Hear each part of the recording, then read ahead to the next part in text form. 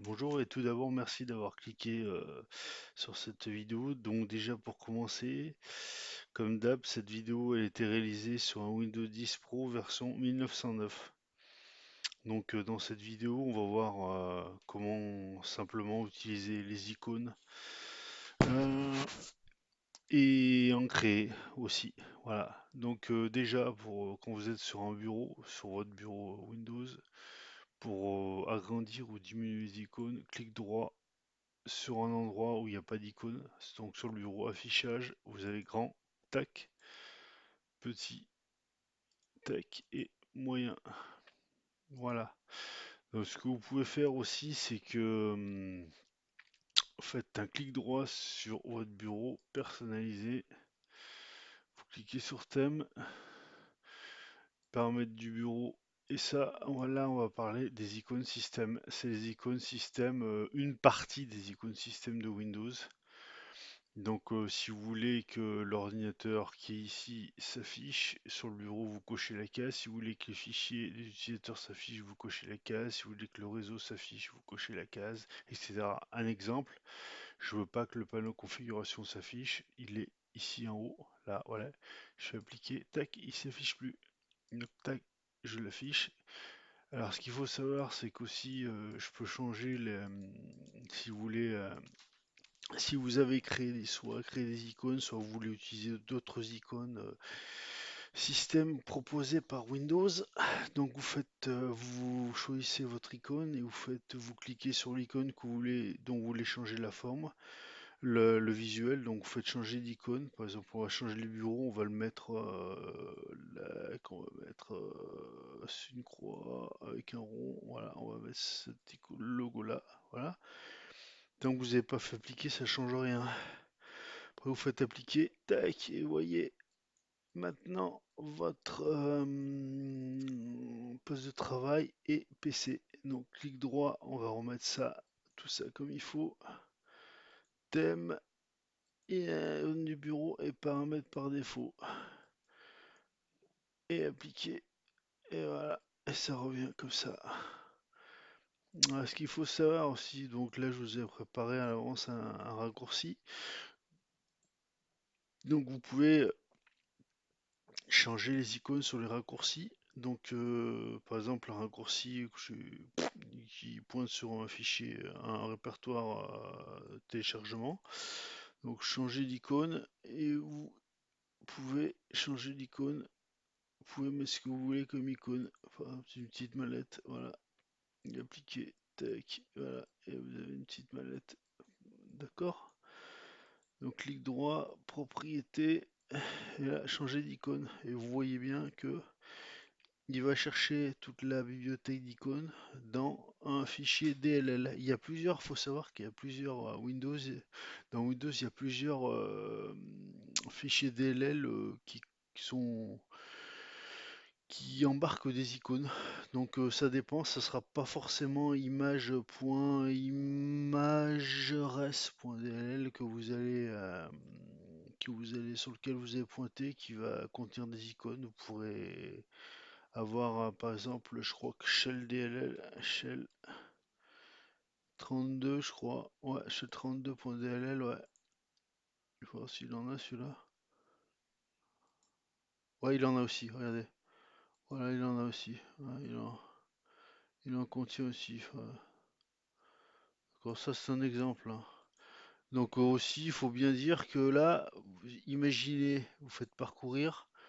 Vous avez créé par exemple, vous avez créé un dossier sur votre bureau. On va mettre mes icônes. Tac.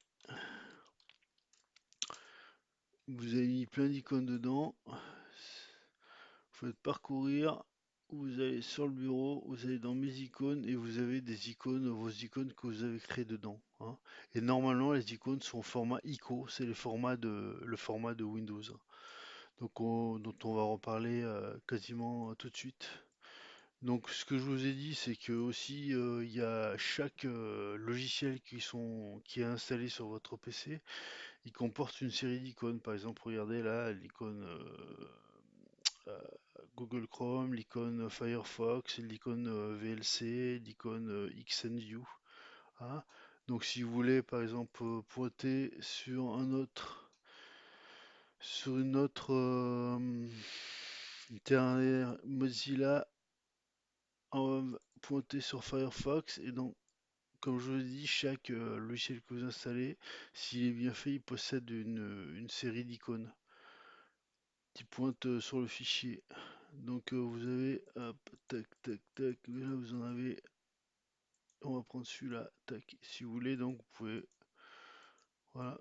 Et ça c'est un icône qui n'est pas un icône système de Windows, c'est un icône qui est lié normalement à l'application Firefox.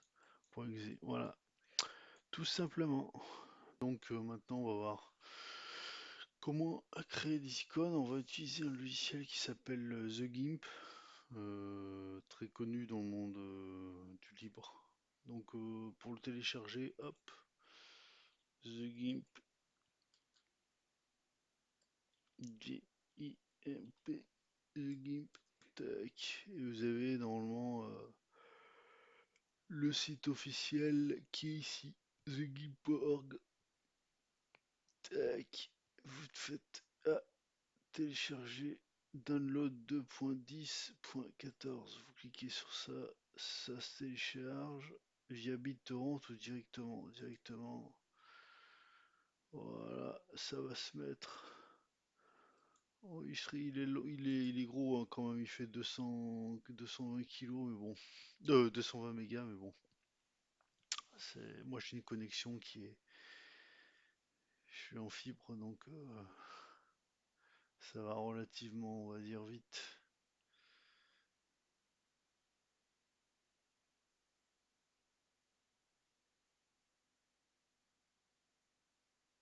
Tac. Donc une fois téléchargé, vous cliquez sur la flèche, parce que moi j'utilise Firefox. Donc je clique là, ça va directement dans le répertoire téléchargement. Donc on voit qu'il est installé. Vous double-cliquez sur GIMP.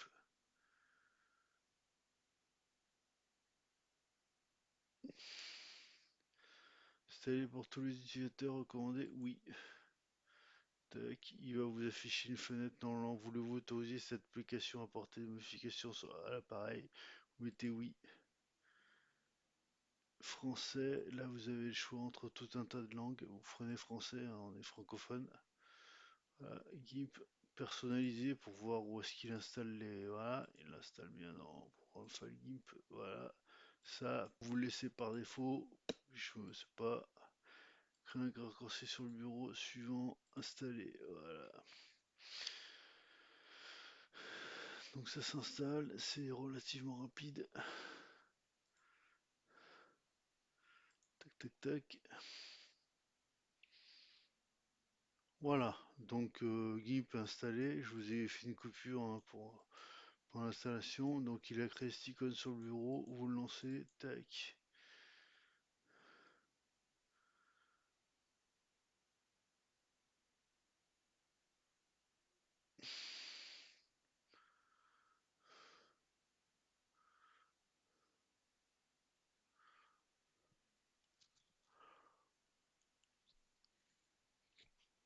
Je vous conseille de garder ce logiciel installé sur votre PC. Il est très très bien. Il fait beaucoup de choses.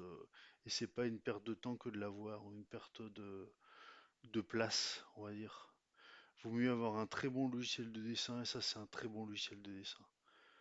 Il fait pas que du dessin, il fait tout un tas de choses. Bon, moi je suis pas trop un expert là-dedans. Je m'y connais pas grand-chose là-dedans, donc pour ce qui est du basique, il fait beaucoup de choses quoi. Voilà. Donc les icônes. euh, donc les icônes, qu'est-ce que je voulais dire? Donc les icônes, donc c'est des points ICO, donc c'est format Windows. On va s'occuper de la taille de ces tailles-là. Là. Clic droit, grands icônes, icônes moyennes et petits icônes. On va faire en sorte que on va créer le maximum qu'un point ICO puisse prendre, c'est-à-dire 256 par 256 de long comme de large. Et donc avec cette taille, ça va s'adapter, l'icône va s'adapter à toutes les tailles standards que Windows prend en charge. Donc ce qu'on va faire, c'est que pour créer nos icônes, donc on va faire fichier nouveau, nouvelle image. On va créer,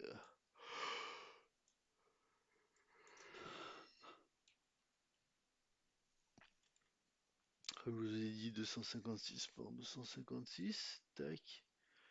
On va valider. Tac. Voilà, ça nous crée ça. On va faire afficher quand même la grille.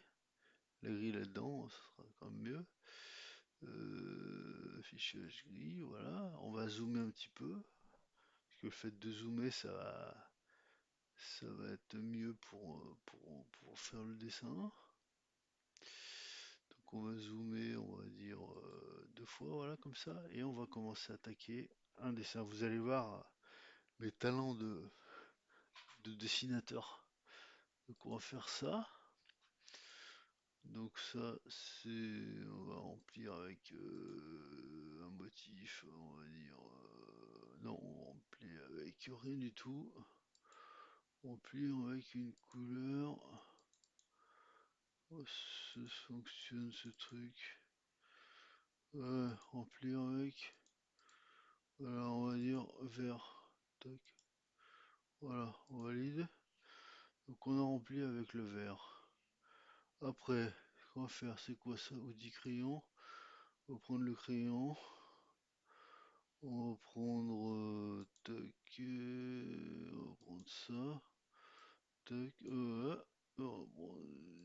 cette fois, on va prendre du rose. Allez, du vert, voilà. Ouais, tac, ça, hello.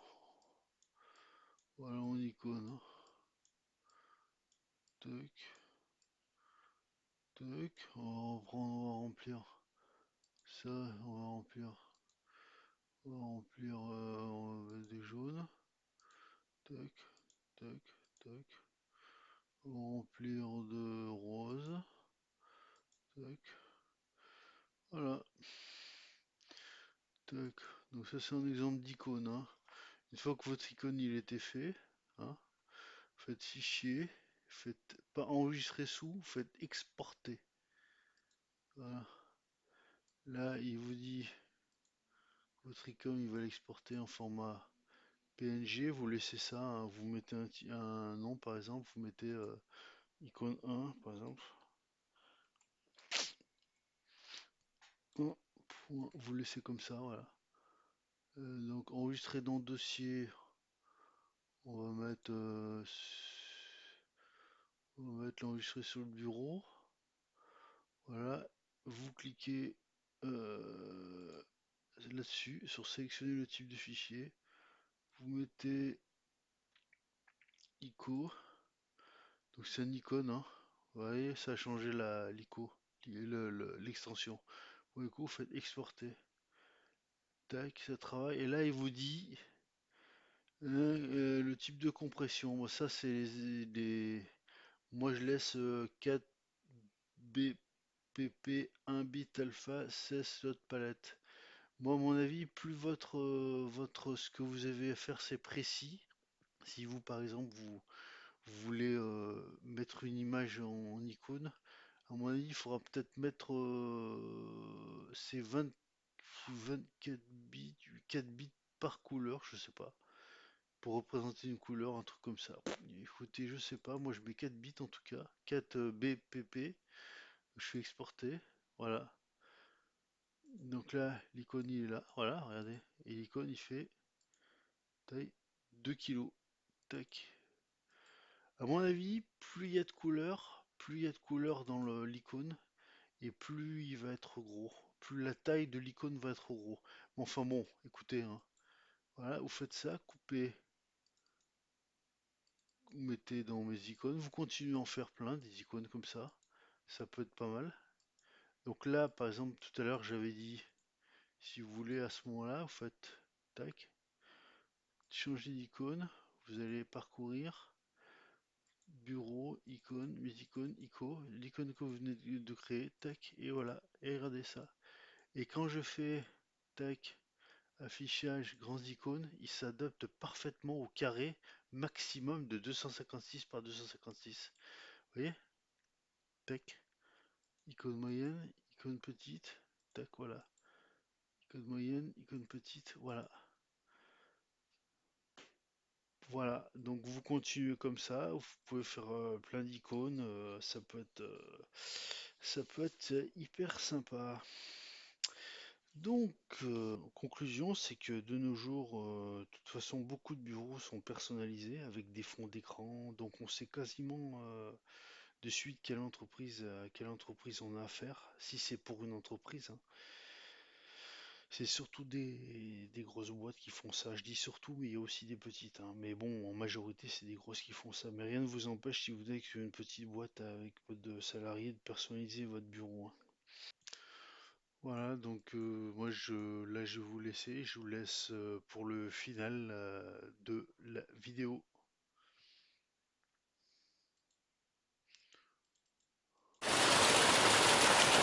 Salut! Donc, je fais cette petite vidéo tout simplement pour te dire que te remercier d'avoir suivi ma vidéo jusqu'au bout. Et puis pour t'inciter à éventuellement, on va dire, à t'abonner. Donc c'est ce que tu as à faire pour t'abonner.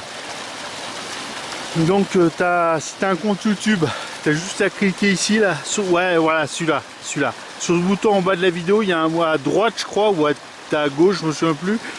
Tu as un bouton rouge. Tu cliques dessus et à chaque fois que je sortirai une nouvelle vidéo, tu seras au courant. Voilà.